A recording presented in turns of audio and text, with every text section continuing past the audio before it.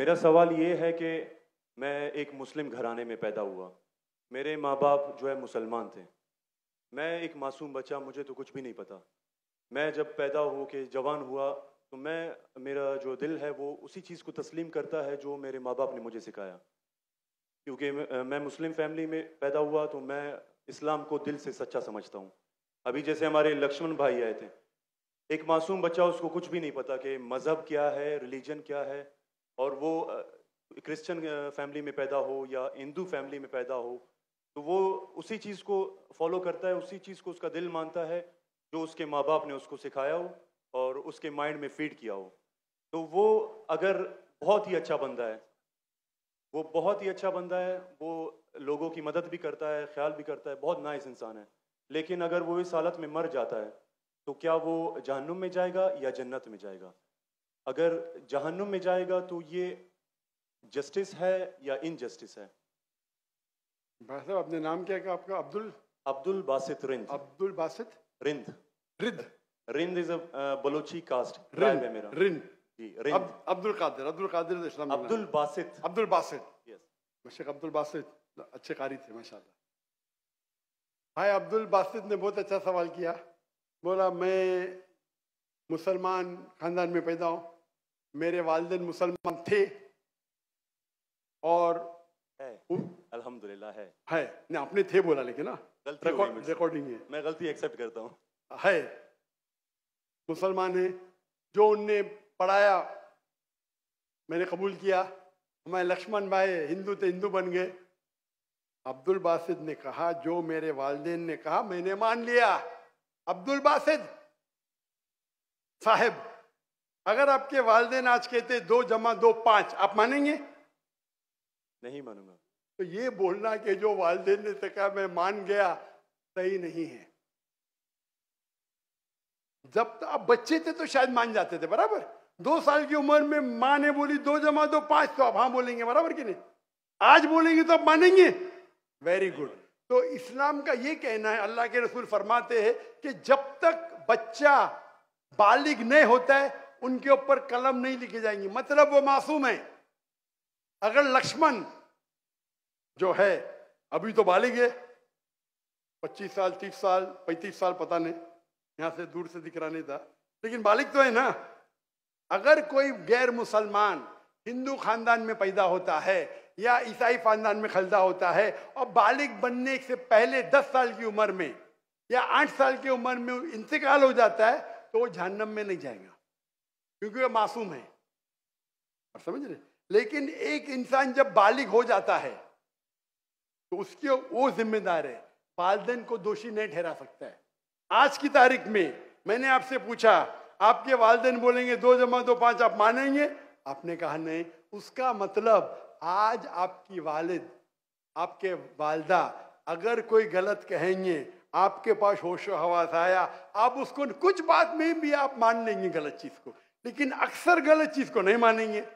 आप अपनी वालिद से मोहब्बत करते, वालिदैन से मोहब्बत कर, उसका मतलब नहीं कि आप खिलाफ है उनके, लेकिन अभी आप बालिग बन गए, समझिए। तो ये बोलना कि क्योंकि वालिदैन, कुरान क्या आयत है, ये काफिर ये नहीं कह सकेंगे कि उनके वालिदैन काफिर थे, ये काफी नहीं है। कुरान क्या आयत है?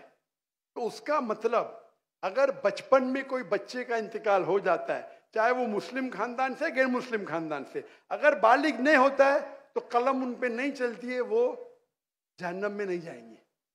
साफ है। एक बार बालिग हो जाते, उनको इल्म हो जाता है, फिर इसीलिए अल्लाह के रसूल फरमाते हैं कि हर इंसान, हर बच्चा दीनुल फित्र में पैदा होता है। उसके बाद उसके वालिदैन, उसके टीचर उसको बुत परस्ती सिखाते, उसको आग की इबादत करना सिखाते, और वो बुत परस्ती करने लगता है।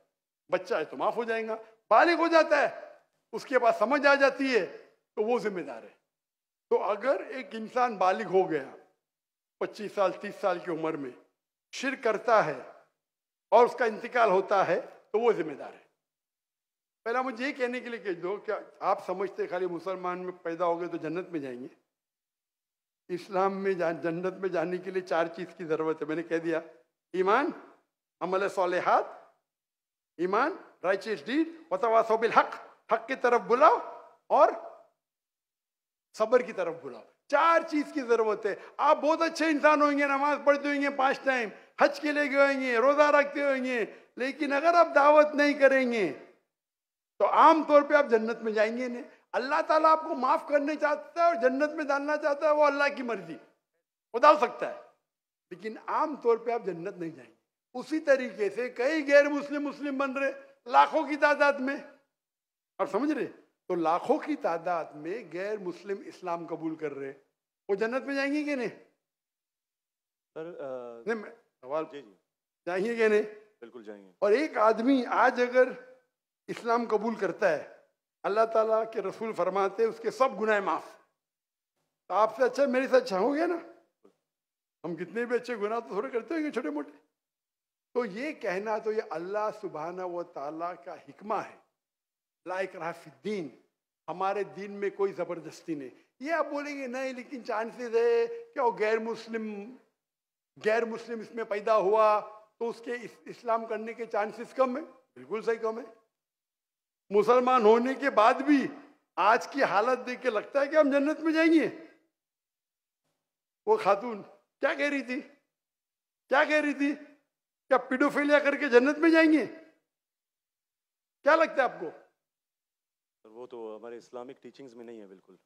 लेकिन जन्नत में जाएंगे क्या वो मुसलमान? अगर अपने आप को मुसलमान कहते हैं और पीडोफिलिया कहते, जन्नत में जाएंगे? बिल्कुल नहीं। अगर वो खातून सही है, क्या पीडोफिलिया है, तो उनका पहला सवाल का हिस्सा गलत है। वो मुसलमान है ही नहीं। हाँ, नाम के होंगे, कलमा पढ़ते होंगे, लेकिन ये कहना कि हम लोग दीनी हैं, ये गलत है। अगर वो इस्तिगफार करे अल्लाह ताला माफ कर सकता है उनको, कोई भी गुनाह। लेकिन ये कहना कि इस्लामिक है, नाम के मुसलमान होंगे या नॉट प्रैक्टिसिंग मुस्लिम होंगे, तो हमें गलत फहमी है कि मुसलमान फैमिली में पैदा हुए तो जन्नत की टिकट मिल गई। ये हमें गलत फहमी है। मैं भी जिद्द हो, मुझे भी पता नहीं मेरी जन्नत की टिकट है, इसीलिए मेहनत करता हूँ, रात रात जागता हूँ, दुआ करता हूँ अल्लाह ताला कबूल फरमाए। अल्लाह के रसूल हर रोज 70 बार इस्तिगफार करते थे। कितने बार? 70 बार। अल्लाह के रसूल सबसे बेहतरीन इंसान दुनिया में, सबसे बेहतरीन मुसलमान 70 बार इस्तिगफार करते थे। कहते थे कि मेरा रब जो मुझे इतने नियामत देता है, मैं जो कुछ करता हूं माफ करता है, मैंने इस्तिगफार करूं तो कौन करेगा? तो ये आज के हमारे माशरे में गलत फहमी है कि हम मुसलमान हैं तो बस जन्नत की टिकट मिल गई हमें, हम दुआ करते अल्लाह ताला में माफ करे। तो अल्लाह सुब्हाना व ताला अगर कोई गैर मुस्लिम पैदा होता है और बालिग बनने के पहले मर जाता है तो वो जहन्नम में नहीं जाएगा। बालिग बनने के बाद उसकी गलती है, ही इज रिस्पॉन्सिबल। आप जिस तरीके से बोलते हैं 2 जमा जो 5 में नहीं मानूंगा, तो वो क्यों मान रहे बुत परस्ती गलत है? और मेरे हिसाब से 2 जमा जो 5 और बड़ी गलती है बनिस्बत बुत परस्ती करना। समझ रहे? क्योंकि अल्लाह सुब्हाना व ताला हमारे खालिक, हमारे मालिक, जिसने इतनी नियामत दी हमें, हम उसका शुक्र अदा नहीं कर सकते। मैथ्स में गलती करना थोड़ी गुनाह है क्या? अगर कोई मुस्लिम 2 जमा जो 5 बोलेगा जन्म में जाएगा? हाँ बोलेंगे भाई इल्म नहीं है, मैथ्स में कमजोर है, बराबर कि नहीं? आप थोड़ी उसको मर्डर थोड़ी कर सकते, आप उसको नहीं कर सकते ना। तो कौन बड़ा गुनहगार, 2 जमा जो 5 कहने वाला कि जो बुत परस्ती करता है? अल्लाह ने हमको इतनी नियामत दी, बराबर, हम अल्लाह का शुक्र अदा करते? कितने लोग शुक्र अदा करते कि अल्लाह ने हमें इतना अच्छा घर दिया, इतने अच्छे कपड़े दी, इतने अच्छे गाड़ी दी, खाना दिया? हम कितने बार शुक्र अदा करते? कितने बार हम शुक्र अदा करते? पानी पीना, अगर कुछ दिनों के लिए 2-3 हफ्ते के लिए पानी नहीं मिला मर जाएंगे, कितने बार शुक्र अदा करते? मैं पूछना चाहता हूं इतने बड़े मजमे से कितने लोग ने अल्लाह का शुक्र अदा किए कि हमें सांस, ऑक्सीजन दे रहा है? कितने लोग ने शुक्र अदा किया? अल्लाह का हाथ ऊपर करो। सांस के लिए, सांस के लिए, सांस के लिए, पानी के लिए नहीं, पानी के लिए नहीं। जो अल्लाह ताला हमें एयर दे रहा है, ताकि हम जी सके। आधे घंटे के लिए हमें हवा नहीं मिलेंगे, मर जाएंगे। कितने लोग ने शुक्र अदा किया अल्लाह का सांस के लिए?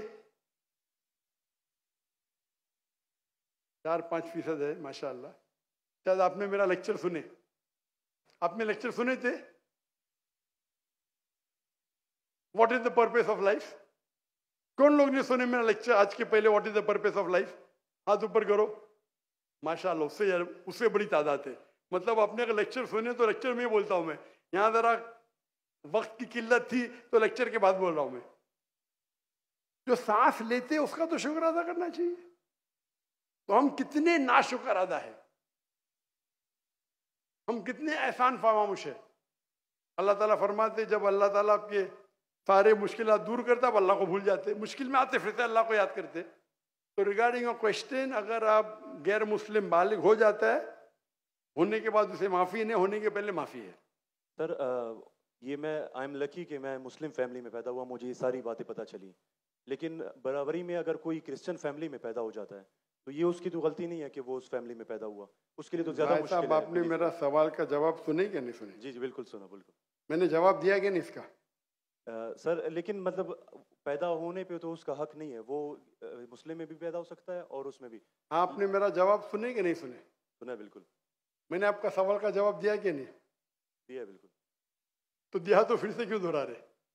मैंने साफ कह चुका हूं, मुसलमान फैमिली में पैदा होना जन्नत की टिकट नहीं है, और गैर मुसलमान फैमिली में पैदा होना जहन्नम की टिकट नहीं है।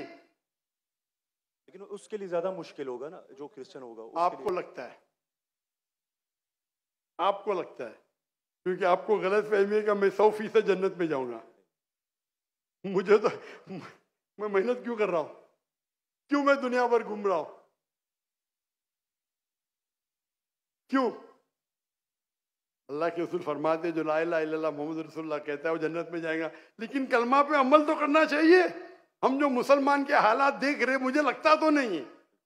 बिल्कुल नहीं। आप समझ रहे मेरे जवाब को? जी मैं समझ रहा हूँ बिल्कुल। हम 25% है, कितना? 25%। 2 बिलियन, 2 बिलियन कितने अरब होते? 2 अरब, 2 अरब, 2 अरब, अरब तो बहुत है यहाँ। तो ये हमारी गलत फहमी है। हम गलत फहमी के शिकार है कि हम जन्नत में जाएंगे। हम कह रहे थे इंशाअल्लाह अल्लाह हमारे गुनाह को माफ करेगा तो इंशाअल्लाह जन्नत में जाएंगे इंशाअल्लाह। तो ये अल्लाह सुब्हानहू व तआला का फरमाते कुरान मजीद में, कोई भी काफिर अल्लाह के जस्टिस को डिनाई नहीं करेगा। ये नहीं कहेगा कि मेरी से नाइंसाफ, जिस तरीके से आप बोल रहे हो, वो कहेगा अल्लाह ताला मुझे और एक मौका दे दे। अल्लाह बोलेंगे खत्म हो गया टाइम, इस दुनिया में बहुत मौके दिए, बराबर ना? बहुत से लेक्चर मिले, हो सकता है जाकिर नायक का लेक्चर सुना। अभी मेरे लेक्चर सुनने के बाद लक्ष्मण मेरे लेक्चर सुनने के बाद बुत परस्ती कंटिन्यू करेगा, आप उसे दोषी ठहराएंगे कि नहीं? बिल्कुल, आपने लॉजिकल बताया कि अगर वो आखिरत में बोलेगा अल्लाह ताला मुझे पता नहीं था बुत परस्ती गलत है, अरे मैं तो स्वामी प्रभुपदा की बात माना, वो डॉक्टर साहब की बात नहीं माना, फंस जाएगा कि नहीं?